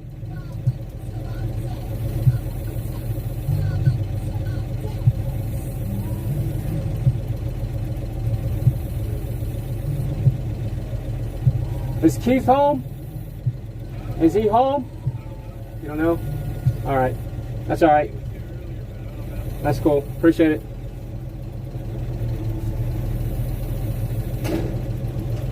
All right, once he gets out of the way, I'm gonna make a U-ey right here. I'm not even gonna hit the accelerator. Well, there's a car coming. So I'm in some tall grass, and this is how much low end torque this thing has. It should not stall the engine. The clutch is all the way out, and look how sharp this thing turns. Right there. That's another thing I love about this truck. And see, right now I'm just gonna put to the house. I don't want to hit my accelerator. I'll leave my foot where it is, so I'll just pull the choke up a little bit and we're cruising to the house.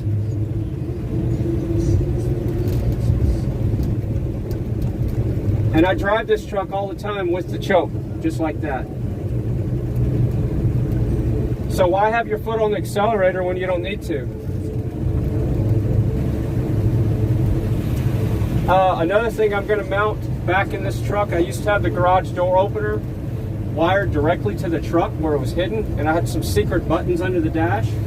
I'm going to hook that back up. I just need to find it. And just in case you didn't know, a garage door opener uses a 12-volt battery. So, let's see, do we want to put this thing in the garage? A garage door opener uses a 12-volt battery. So what I did is I wired it directly to the back of the garage door opener, and I had it where I had two buttons that you had to hit in series right here, and it would open the garage door. So I need to find that. I got it somewhere in one of my drawers and hook it back up. All right, so yeah, this is what your hands look like when you drive the 65. So the solar panel should be putting out a lot of power. There's a little bit of shade. I'm gonna go take the shade of the antenna off of it and see how much power we're getting out of our solar panel. I'm gonna go ahead and turn the headlights on. Give me a second.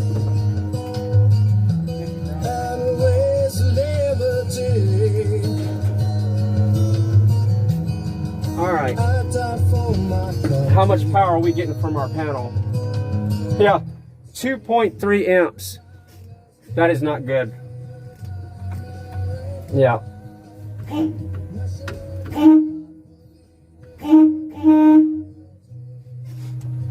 That horn sounds funny. 2.4 amps. Woo! Pull over. So yeah, that sucks. That's okay. I'll pull the panel out and put a different one in there. In case you're wondering what I'm talking about, it's this panel here. That panel new was like 7.5 amps. and now I'm only getting like 2.5 amps. So there's probably either a connection issue in the back or the diode's going bad, because I don't see any cell damage. So I don't know what's going on with it, but I'm gonna have to pull it, and I might put 2 panels back here. And you're asking, why do you want solar back here? Well, I'm not putting wood back here anymore. That's stupid, Chevy. So I'm just gonna cover it with a couple of solar panels, and it keeps the water off of the pumpkin. If it's raining, water can't ingress in it somehow. And I also have power. Like right now, I got the radio on. I could stream from the truck with the, you know, sitting in a parking lot, and I don't have to be concerned about the battery dying. So there's so many reasons. All right, I think we're going to call it a day on that stream. So yeah, the next project is going to be these tires go back on the 80 model. These are big tires, by the way. They look small on this truck because of the lift kit, but look, I'm standing beside these tires. Okay, these are big tires. So these are going to go back on. This is the next project. We got 3 trucks running now, and they're all 3 insured. So the next project is my work truck. This is my workhorse. And I stole the tires and wheels off to put on the Suburban so I could take the Suburban to Austin. It's a bouncy house. So we're going to get this back on the road again. It's been probably 5 years since this thing's been running on the road. I started it a couple of years ago. Yeah, that's some of her clothes. I need to get those back to her. I was putting them in there because there was no room at the time to put them somewhere. But yeah, I'm going to pop the hood and see what kind of damage we got here. All right, yep, there's the red wasp. They are not happy. It should start right up once I put gas in the carb and put a battery in it. But I'm not going to let it start up because it's been sitting so long, so I'm going to start it without having fire to it. So you see this nest right here, these webs? That's Black Widow webs. So Black Widows have taken over the truck. Those are Black Widow cobwebs. Are we buffering? Let me look at the chat. Are we buffering? I don't think we are. So yeah, this is the next thing. This is my workhorse. It's a 3/4 ton. That is a 350. It's got a 400 turbo transmission. It's 4-wheel drive, 3/4 ton, 8-hole wheels, just like the Suburban. The Suburban's 3/4 ton drivetrain, 1/2 ton body. The black Suburban I have is 1/2 ton body, 3/4 ton drivetrain. Look at this over here. And yeah, see, I've been this thing's been storing stuff. Look at this aluminum. That's for projects. But look how close this wheel's getting to the ground. That hub. Something like armadillos are digging holes and they're starting to bury the truck, so I need to get it up and running. But this thing is what I would use to pull trees up, stumps. I had a 110 inverter. The wasp are getting after me. Right there behind the battery box. So I was cutting trees with it. So I would pull up to a tree and I'd leave the truck running and I would cut the tree down with an electric chainsaw. And that's how I did it. And I also rigged up a thing here. You can't see it now because it's not on the truck, it's in the garage. But it swivels up, and then it has a pin system. And I can haul pipe with this truck. So you put the pipe on the headache rack here, and it'll stick out in front of the cab. And the other thing that I rigged up, it goes right back here, that holds the backside. So the pipe, this is how I hold pipe to this property when I was doing the irrigation lines. I've run tons of lines on this property. I got lines going from here to there. I got lines going from that tree, from all the way over there, all the way down to the tank. Lots of lines. And see, this is what sucks. These trucks sitting outside, see this crap right here? This is what starts rusting up vehicles, because it'll rain and that moisture builds up in these leaves and it rusts. And then, see, this screen thing needs to be replaced. Rats and shit start getting in there. Oh, another mod I did to this truck is I put an external windshield wiper pump on it instead of the stupid piston crap that always breaks.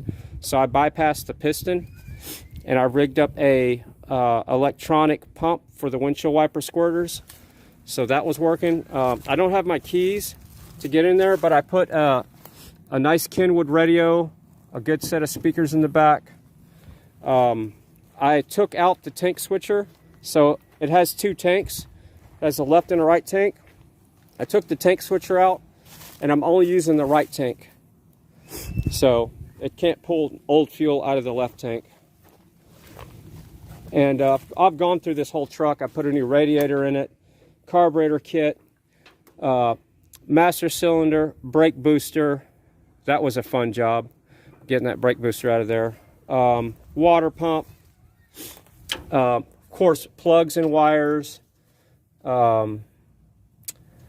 That's the original alternator. Yeah, I've turned wrenches on this. This was my grandpa's truck. So this was the truck where if I was going to go haul hay or cotton, I either drove this truck or Grandpa took me. When I was a kid, Grandpa would be in the back of the truck with, there'd be square bells, and we'd go into a pasture, and he'd let me drive. And I was just tall enough or big enough to see over the dash, barely. And he would get out of the truck and pitch the hay to the cows on the square bells while I would keep the truck going down the pasture to feed the cows. It was in this truck. And in this truck, my grandpa used to haul cotton from Elgin to Austin, and cotton and old cotton trailers, like I have one back there still. There's an old cotton trailer, I don't know if you can see it. Anyway, he would haul cotton from Elgin to Austin. This truck was bought brand new in Elgin, Texas at Chevy Pontiac Gritchners. Another cool history about this truck is I used to haul cotton with this truck from the compress and Taylor to the cotton gin out in Travis County cotton gin when I was a kid by myself. It has a gooseneck ball right here. See that? So I'd be hauling a gooseneck trailer. See the ball? And it's got a huge plate. I mean, it's not no joke here. This is no cheap. This plate is big, and then it's braced on the bottom. This truck right here, look at this, to keep this thing strong. When I pick up wood in this truck, I just use this as a brake, and it cracks the wood. But yeah, I need to get this truck back on the road and get all this crap out of the back. But anyway, I was hauling cotton. I would do it myself. So it would be evening time at the cotton gin, and I'd back up to the cotton gin with the gooseneck trailer, really long trailer, and then put those huge cotton bales on there by myself with the dolly and the little electric thing with the hooks. Drive all the way to Taylor, park the truck, go into the compress, grab a forklift. There were propane forklifts back then. Get on the propane forklift, unload the truck, put the cotton where I needed to put the cotton and wherever they wanted it, and then go back and get another load if it was time, or just go home. That was my life. I worked all the time when I was a kid. So we didn't play video games much at all. We had an Atari, but most of it was work. And this did a lot of work with this truck. This was my grandpa's truck. He bought it new. And when he died, I inherited this truck because my brother would have sold it by now, or it would have definitely been running to the ground. Oh, I also replaced these lights. I restored this truck when I got it. It doesn't look like it. Once I get the tires back on, clean the bed out, and give it a wash and get it running, and you see this thing going down the road and hear it running, it's going to be completely different energy around this truck. Now, it's going to smoke when I first crank it up. It does have the valve stem seals are getting kind of dry. So when you first start her up, she smokes blue. It's not because of the rings. It's not compression. It's the oil dripping down through the heads. So it's the valves. Am I still streaming? Yep. I'm just rambling on about that truck, but I can't wait to get it going. So I'll have all 4 trucks running then. And then the next project after that is going to be, really, I need to start collecting wood for the winter time. Is start cutting wood, get my wood trailer ready. This is my wood trailer. Get all that stuff staged. I left the yard lights on. Is this. This is going to be a project wheelie cart. So I want this thing to do wheelies. I might have to put smaller wheels on the back to get the torque for the wheelies. We'll see. But this thing brand new was a 36 volt cart. It had 6 Trojan batteries. I think 6 volt Trojan batteries. And I'm going to make it run on 48 volts is the goal. I'm going to put 48 volts into it. See if I can get her to do wheelies. I'll probably start off with 36 and see how she acts with 36. Because the fact that I'm not going to put big batteries in there, I'm going to put, really sucks that I left the yard lights on in the back. I'm going to put batteries like this in there, these little lawnmower batteries, that small. And just in case you're wondering what kind of battery exactly, hope I'm not buffering. The neighbors have a bouncy house. It's a battery like this that's in my roper. That small. I'm putting 3 of those in that cart because that's what I put in this solar cart. 3 lawnmower batteries. This thing runs. This is my gas-powered cart. This is my workhorse. I have a 2-inch ball on all of my stuff here. So this is what pulls my trail mower or my trailer. So I use this all the time. The battery's probably low, but let's see if she starts. We'll take her for a spin if she does. So I got it modified, obviously. Give her full choke. And no battery. Lame. See, I charged this battery the other day, but I took the charger off. That sucks. That sucks. See, the way I modified it, you don't have to hit the accelerator to start it. It's this switch right here. And it is, this is one more battery I need to take back to get recycled. And I'm going to put a lawnmower battery in this one too, because my back is not that good to be lifting heavy batteries. So anyway, next project is the 80 model. That's the reason why I'm getting my 38 Super Swampers back. I'm going to put the Super Swampers back on the Suburban, as much as I hate to do that because it's going to ride like crap. I'm going to put the tires back on the 80 model, get it running, and then by then I'll be working on that project, the golf cart, and we'll be harvesting wood for the winter time, for the dark winter that Biden promised us last year. So, four-wheeler runs. I need to replace the fuel valve on it. So here's some more solar panels I got laying around that if those, I can't get that other one to work. There's diodes behind here in these panels, and I'm guessing that the diodes are corroded, and that's why it's got such low amperage, or the diodes are in failing mode. So, oh, and another project I need to do is I'm going to redo my solar array. I don't like these panels here because they don't get full sunlight until it's like 1 or 2 o'clock this time of year now. See how they're shaded? So this array is wasted power. So what I'm going to do is I'm going to redo my strings here. I'm going to have 6 and 6. And these are going to be each 2 separate strings for 2 separate charge controller. 6 panels here, 6 panels there. In a perfect world, I mean, maybe I'll move those panels over here temporarily, but then what I'll have to do is split my strings up weird. So these 6 will be on one string and then those 6. But then if there's a hailstorm coming, it's going to be harder for me to let these things down. And that's the reason why I got them where they swivel, because we get hailstorms so bad here. I don't want it to break the panels. And last time we had a hailstorm that came through, I lowered the panels and it still dented the top of the panels. See the panels? Because the panels were facing down and they got dents up here, but it didn't shatter. See, here's another dents.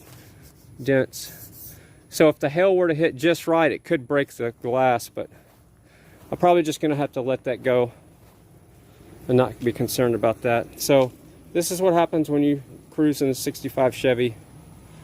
I don't want the stream to buffer, so I think what we're going to do is end the stream now with a little bit of a poker face, and I might eat early today just to get out of the way. I've been fasting every day. I've been eating later and later in the day. It's almost down to 8:30 sometimes. So I'm going to put you right here, and we're going to end the stream here with a little bit of a stalker poker face, just like we normally do, so we can keep our OCD intact. And I go back and read the chat on Nightbot, so if I'm missing your chat, I'll catch it, and just know that I've read it. Of course, I can't respond from Nightbot's archive, but I'm going to read the chat as we're signing off here with Stalker, once I can find it. There we go.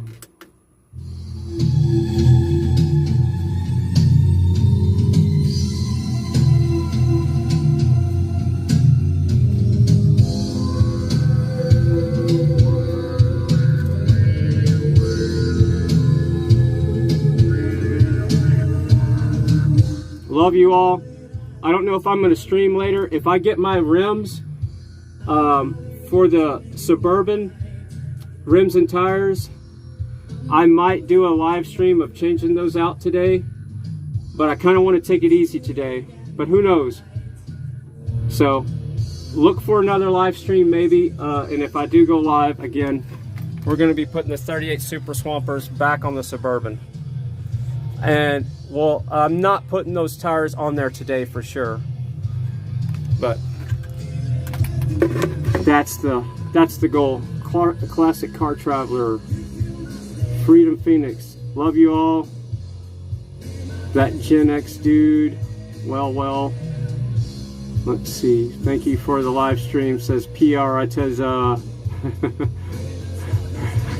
I wish I could pronounce that better. Lincoln Kane's in the house. Big shout out to Lincoln Kane. Yeah, I don't know if you were here earlier, Lincoln, but I gave you some shout outs at the beginning of the stream and midway through. So everybody who wants to promote their channels, Lincoln, everybody put their link in the chat. If you got a channel to promote it right now. And we're going to pull up the poker face.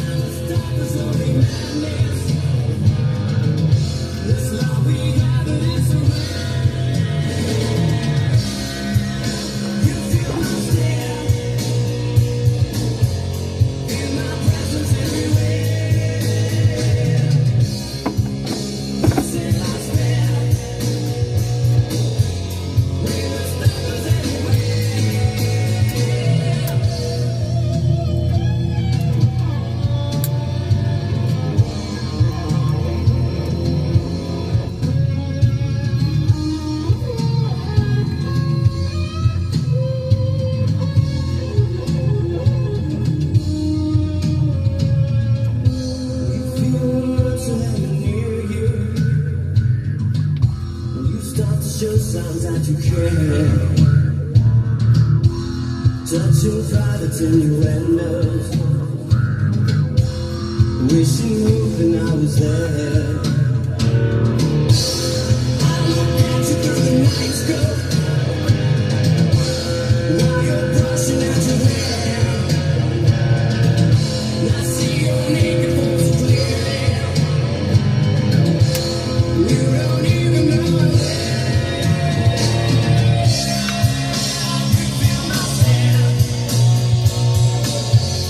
Feel my presence everywhere.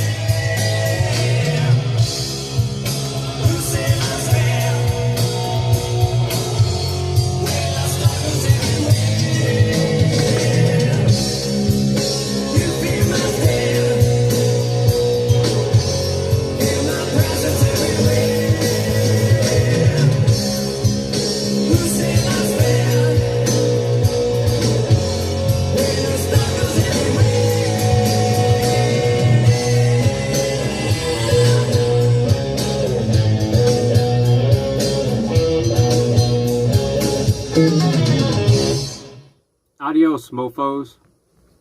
Amen.